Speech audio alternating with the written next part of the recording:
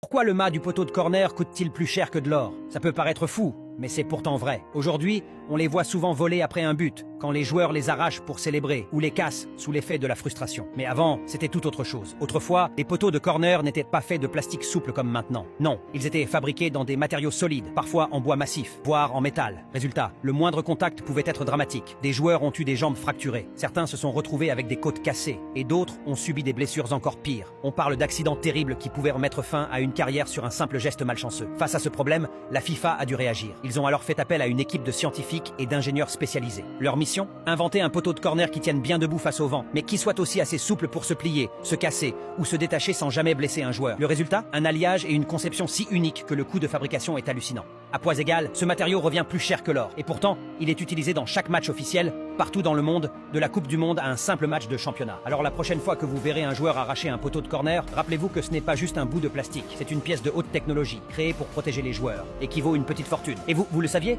Dites-le moi en commentaire.